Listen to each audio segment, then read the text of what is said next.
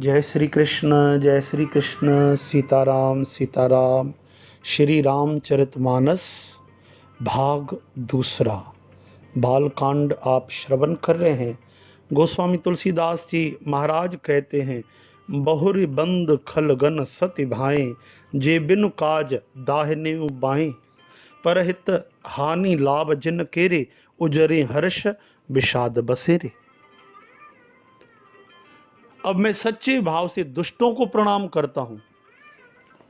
गोस्वामी जी कहते हैं, जो बिना ही मतलब के अपना भला करने वाले के भी प्रतिकूल उलट व्यवहार करते हैं, दूसरों के भले की हानि ही जिनके नज़र में लाभ है, जिनको दूसरों के उजड़ने में खुशी होती है और दूसरे बस जाएं, उनको अगर खुशी मिले तो उनको विषाद होता है, गम होता है।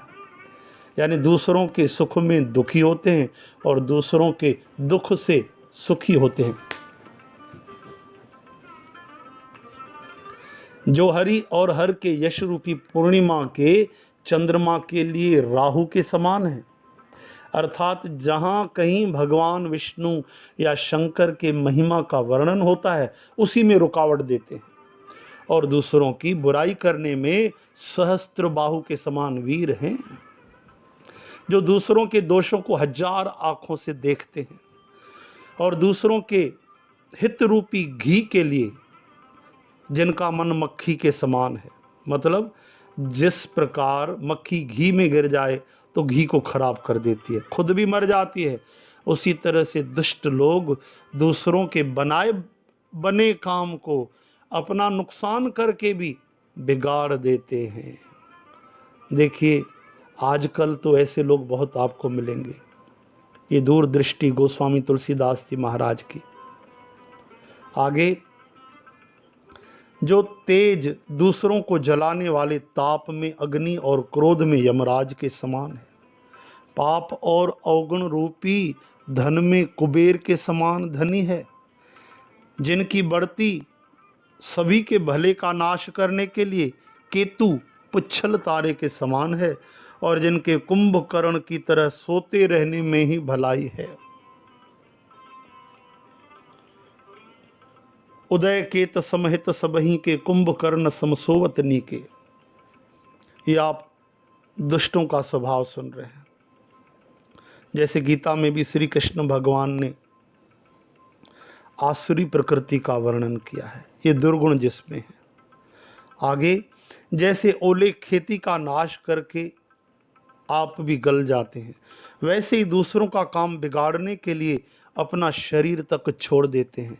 मैं दुष्टों को हजार मुख वाले शेष जी के समान समझकर प्रणाम करता हूँ, जो पराये दोषों का हजार मुखों से बड़े रोष के साथ वर्णन करते हैं। बंदों खल जस शेष सरोषा, सहस बदन बरने पर दोषा। पुनः उनको राजा पृथु के समान जानकर प्रणाम करता हूँ, जो 10,000 कानों से दूसरों के पापों को सुनते हैं। एक राजा पृथु महाराज हैं, जिन्होंने भगवान की कथा सुनने के लिए 10,000 कान मांगे। और कुछ आज के ऐसे लोग हैं जो दूसरों की निंदा सुनने के लिए उनके पास हजारों कान हैं, यानी इतनी लगन है।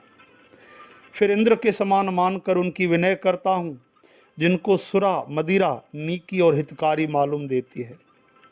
इंद्र के लिए भी सुरानीक अर्थात देवताओं की सेना हितकारी है। सुरानीक यानी देवताओं की सेना, जिनको कठोर वचन रूपी वज्र सदा प्यारा लगता है, और जो हजार आंखों से दूसरों के दोषों को देखते हैं।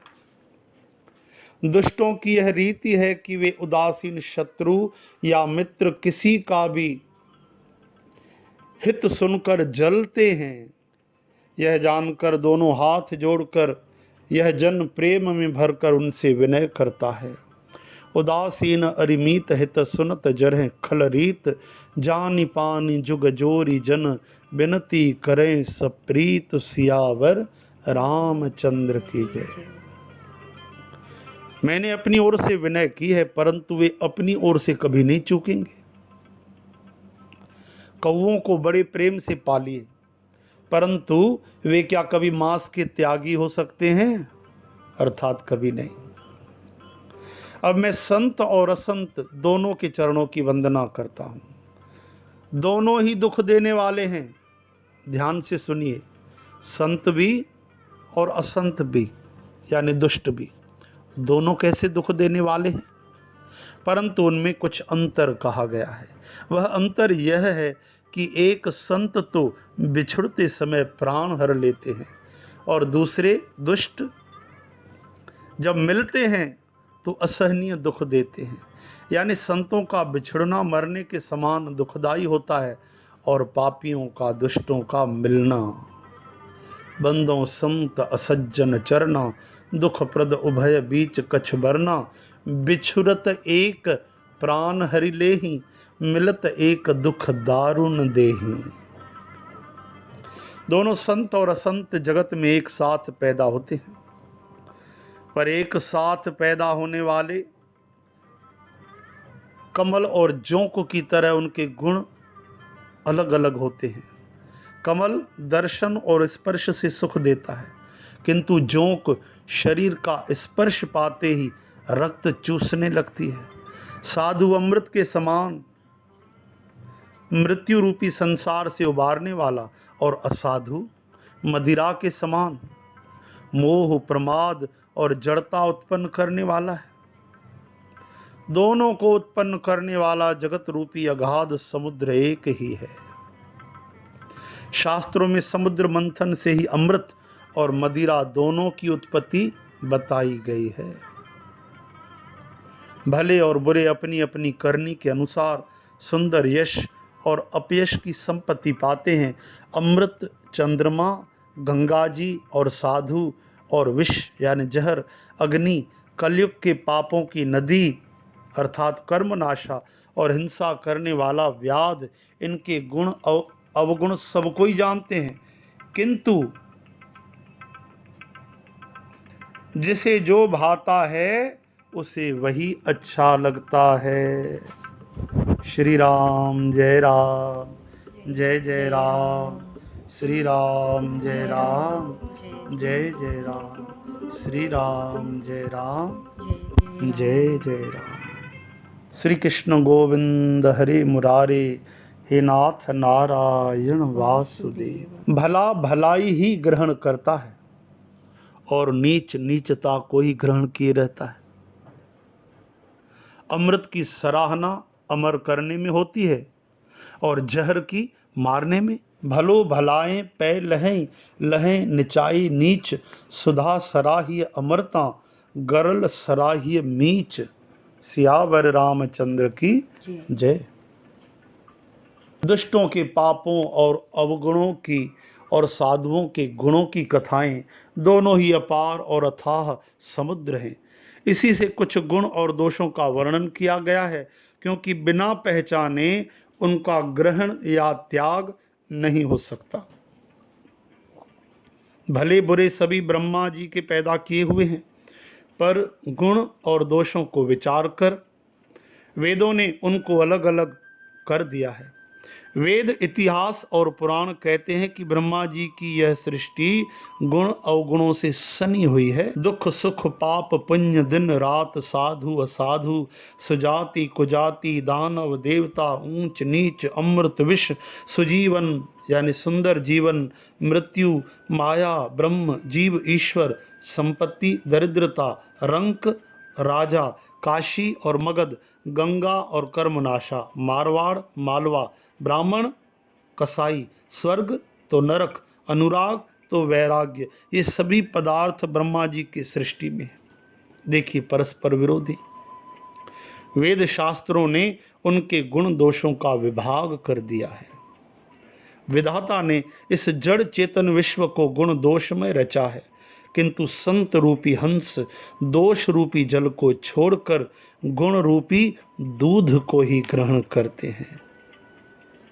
जड़ चेतन गुण दोषमय, विश्व कीन करतार, संत हंस गुण गहें पय, परिहरि बारी विकार। सियावर रामचंद्र की जय। विधाता जब इस प्रकार का हंस जैसा विवेक देते हैं तो दोषों को छोड़कर मन गुणों में अनुरक्त होता है। काल, स्वभाव और कर्म की प्रबलता से भले लोग साधु भी माया के वश में होकर कभी कभी भलाई से चूक जाते हैं। भगवान के भक्त जैसे उस चूक को सुधार लेते हैं और दुख दोषों को मिटाकर निर्मल यश देते हैं। वैसे ही दुष्ट भी कभी कभी उत्तम संग पाकर भलाई करते हैं, परंतु उनका कभी भंग न होने वाला मलिन स्वभाव नहीं मिटता। जो वेशधारी ठग हैं, उन्हें भी अच्छा साधु सा वेश बनाए देखकर वेश के प्रताप से जगत पूजता है, परंतु एक न एक दिन वे चौड़े आ ही जाते हैं, यानी पकड़ में आ जाते हैं। अंत तक उनका कपट नहीं निभता। कैसे? जैसे कालनेमी, रावण और राहु का हाल हुआ। बुरा वेश बना लेने पर भी साधु का सम्मान ही होता है, जैसे जगत में जाम्बवान और हनुमान जी का हुआ। और बुरे संग से हानि और अच्छे संग से लाभ होता है। यह बात लोक और वेद में है और सभी लोग इसके जानने वाले हैं। हवा के संग से धूल आकाश पर चढ़ जाती है और वही नीच यानी नीचे की ओर बहने वाले जल के संग से कीचड़ में मिल जाती है। साधु के घर तोता मैना, राम सीताराम, भाई राम बोल, ऐसे राम नाम सुमरते हैं। और पापी के घर के तोता मैना भी गिन गिन कर गालियां देते हैं। साधु असाधु सदन सुख सारी, सुमिरहि राम देह गन गारी। कुसंग के कारण धुआं कालिख कहलाता है। धुआं गलत संग में पड़ जाए तो वो भी काला हो जाता है। वही धुआं अच्छा संग पाले तो सुंदर स्याही होकर पुराण लिखने के काम में आता है। और वही धुआं जल, अग्नि और पवन के संग से बादल होकर जगत को जीवन देने वाला बन जाता है। ग्रह, दवा, औषधि, जल, वायु और वस्त्र, ये सब भी कुसंग और सुसंग, अच्छा संग पाकर संसार में बुरे और भले पदार्थ हो जाते हैं। चतुर और विचारशील पुरुष ही इस बात को जान पाते हैं। महीने के दोनों पखवाड़ों में उजियाला और अंधेरा समान ही रहता है, परंतु विधाता ने इनके नाम में भेद कर दिया है। कैसे? एक का नाम शुक्ल पक्ष और दूसरे का नाम कृष्ण पक्ष। एक को चंद्रमा का बढ़ाने वाला, दूसरे को उसको घटाने वाला समझकर जगत ने एक को सुयश और दूसरे को अपयश दे दिया। जगत में जितने जड़ और चेतन जीव हैं, सबको राम मैं जानकर मैं उन सब के चरण कमलों की सदा दोनों हाथ जोड़कर वंदना करता हूँ।